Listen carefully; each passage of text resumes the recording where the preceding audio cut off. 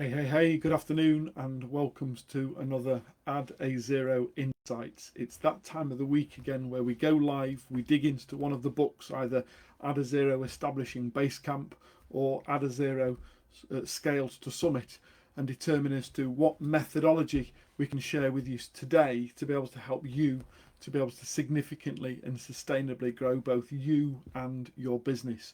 All part of our mission to be able to help eradicate unemployment in this country by helping you as a conscientious business owner to significantly and sustainably scale both you and your business.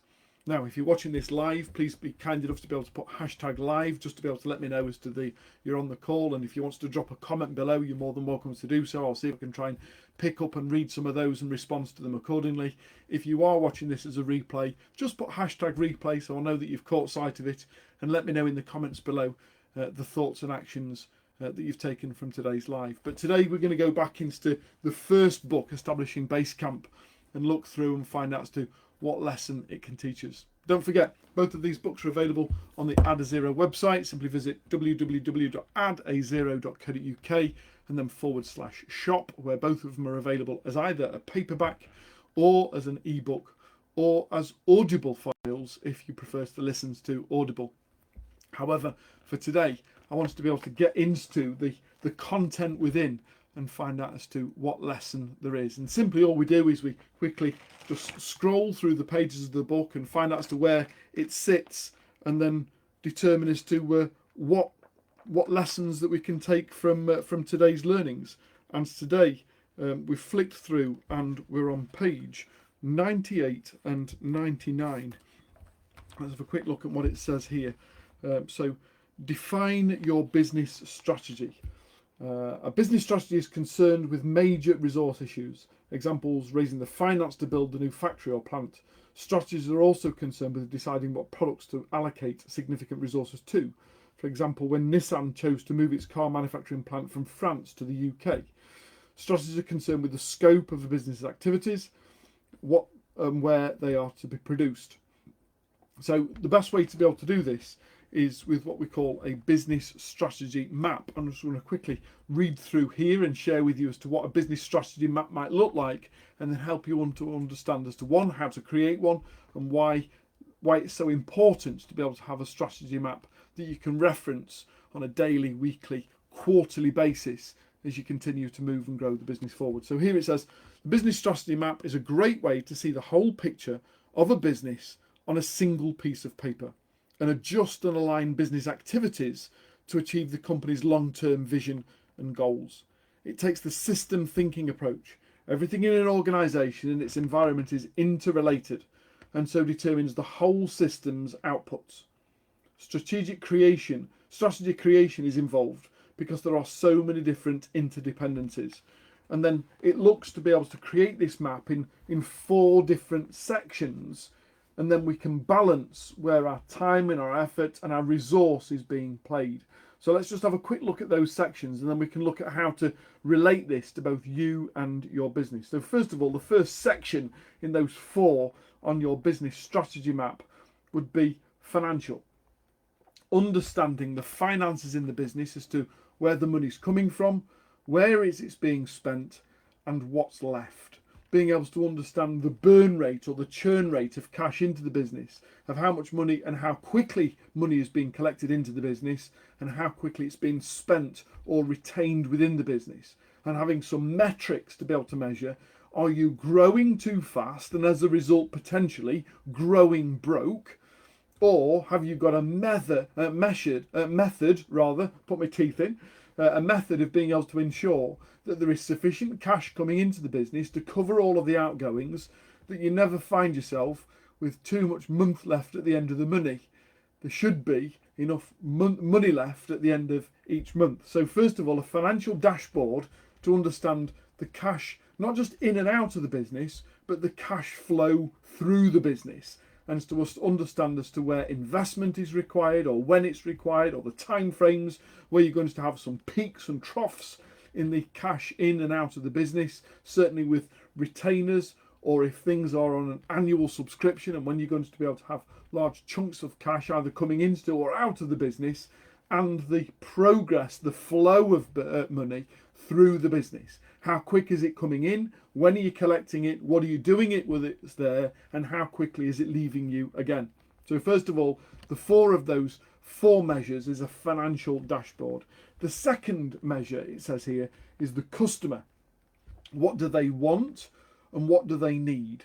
But beyond that, who are they? Where are they coming from? How are they being attracted to you as an option? What other options have they got available to them? And how are you being able to compare and compete against the other options available to the customer? What's the lifetime value of a customer? What's the average spend of a customer? How frequently do they buy from us? What products and services do they buy from us?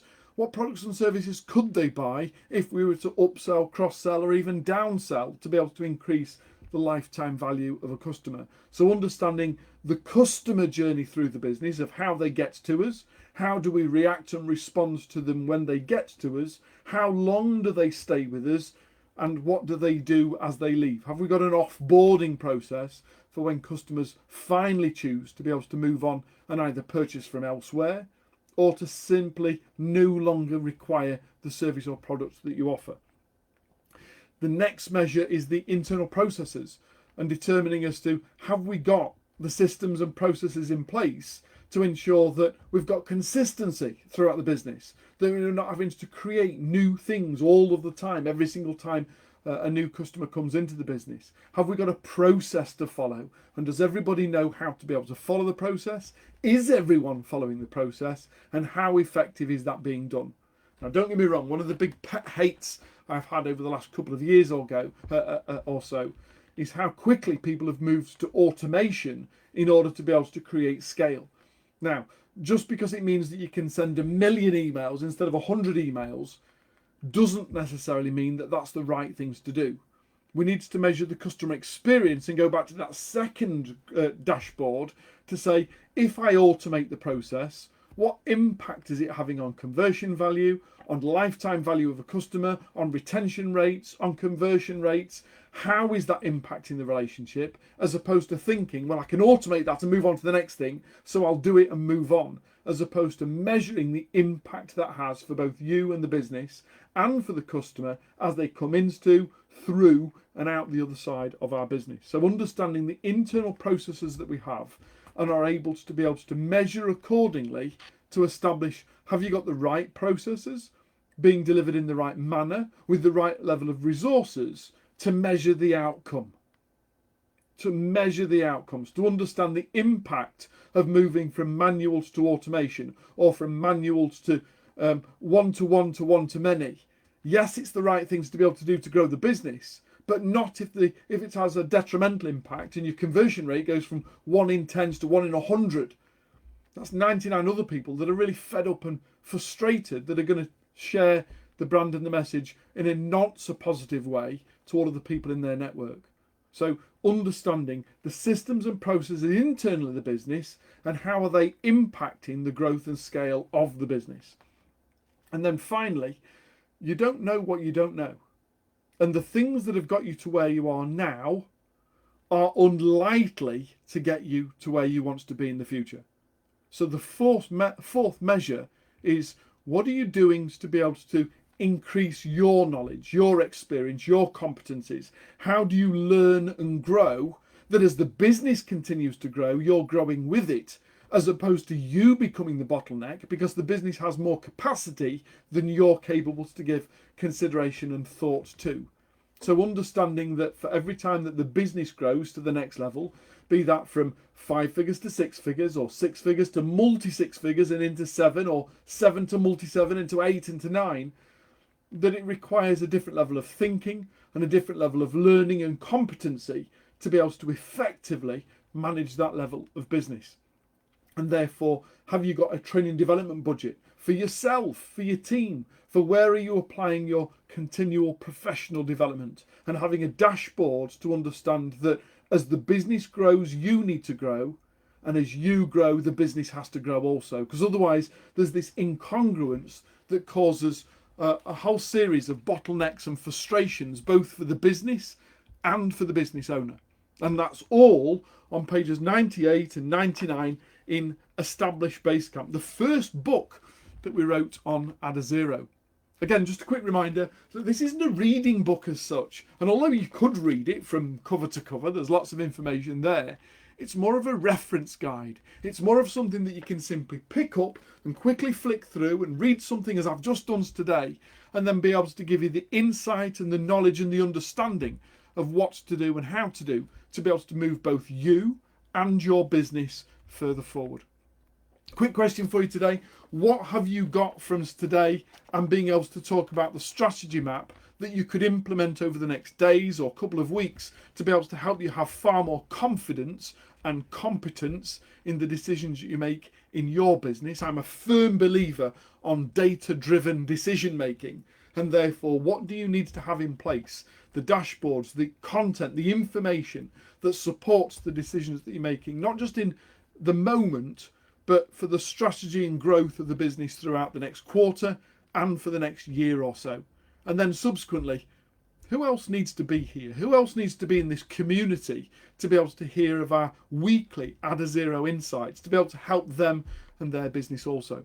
Don't forget, all you need to do is to be able to introduce them to this Facebook group, and they'll be made more than welcome if they're a conscientious business owner looking to be able to significantly and sustainably grow both them and the business. So don't be shy, share the good word and let other people know about the video that you've got from us today and the actions that you're going to take as a result to be able to help you add a zero.